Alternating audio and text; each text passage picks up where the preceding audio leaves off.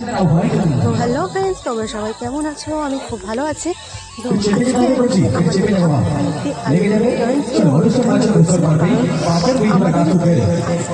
রক্ষাকালী পূজা, আর এই বছর আমরা সবাই কারণ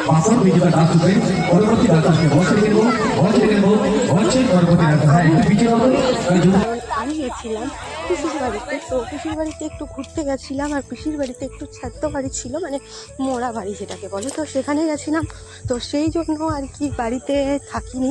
আর তার সেদিন রক্ষাকালী পুজো, সেদিনই বাড়িতে এসেছি।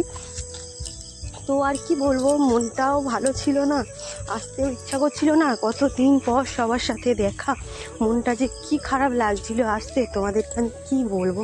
তাও আসতে হবে, কারণ এটা আমার সংসার। তো ওখানে তো আর থাকলে আমার চলবে না। তো এসছি, বাড়িতে এসে আমি সব কাজ সেরেছি, কিন্তু আমি ঠাকুর আনতে যেতে পারিনি, আর সেরকমভাবে দেখতেও পারিনি।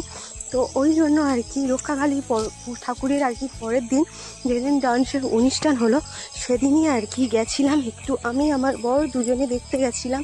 তো খুব ভাল লাগছিল, আর এত কমেডিয়ানরা এসেছিলো না, আর এত সুন্দর সুন্দর ডান্স হচ্ছিলো যে কি বলবো। কিন্তু হলে কি হবে, বেশিক্ষণ আবার থাকতে পারবো না, কারণ আমাদের মাঠে এখনও ধান তোলা হচ্ছে। আমাদের এখানে লোক পাওয়া যাচ্ছে না, তো লোকই পাওয়া যাচ্ছে না মোটে, সবাই নিজেদের মতো করে করছে। ওই জন্য তো থাকতে পারবো না, কারণ সকালে উঠে হাতে হাতে কিছু কাজ করতে হবে। বর আবার মাঠে যাবে, তো বুঝতেই পারছো তোমরা, কাজের চাপ সবার আছে এখন। আর বৃষ্টি তো, আর আকাশের দিয়ে তো বিশ্বাসই নেই, যখন তখন বৃষ্টি, আর যেন বিরক্তিকর একটা ব্যাপার। তো ওই জন্য আর কি এসি। আর আমি তো আমার হাজব্যান্ডকে কন্টিনিউয়াসলি বলছিলাম, তো চলো চলো দুজনে চলে যাই বাড়িতে, বেশিক্ষণ আর দেখবো না, নাচতে দেখে লাভ নেই। এদিকে একটু বৃষ্টিও ঝিমঝিম করে পড়ছিল, সবাই তো উঠে উঠে চলে যাচ্ছে, আমরাও যাব বলে। কিন্তু আমার লোক আর কোথায় কথা শোনে, সে তো যেতেই চায় না, বলে আমি এতদিন পরে একটু দেখবো না, তা কতক্ষণ ধরে দেখছে। আর এদিকে সংসারের কাজ, এদিকে এর কাজ, ওর কাজ, যেন বিরক্তিকর ব্যাপার থাকে, বললেও সে বুঝতে চায় না। আর তাকে বলে কি করবো বলো তো, মাসে 4টে ছুটি পায়, সেই 4টে ছুটিতে আসে, এসে আমাকে একটু টাইম দেয়, এই।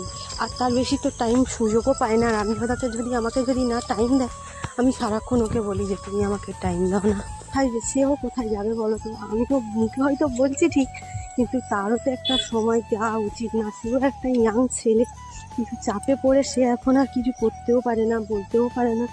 কিন্তু আমি কী করবো, আমারও ইচ্ছা হয় না ও যখন বাড়ি থাকবে একটু আমার কাছে থাকবে, দুজনেই গল্প করবো, ঘুরতে যাবো।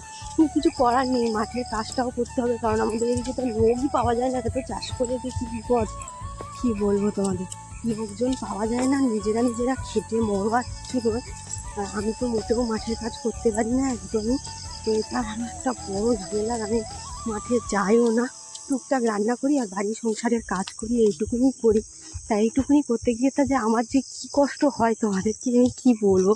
আর কষ্ট বলতে গেলে সংসারে সব মেয়েরই কাজ করতে হয়, সেটার জন্য না, তো সংসারে তো কাজ থাকেই না, তো সেটুকুনি করি। মাঠে তো আর যাই না আমি, শাশুড়ি শ্বশুর ওইটুকুনি করে, আর বর হাজবেন্ড তারাই যায়।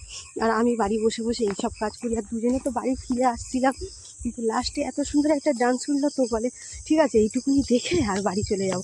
তো এই জন্য দেখছিলাম।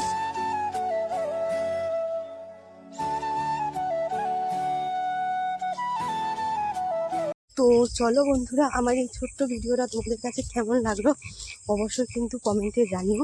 তো যদি ভিডিওটা ভালো লাগে, like, comment, share and subscribe করে দিও। দেখা হচ্ছে একটা নতুন ভিডিওতে।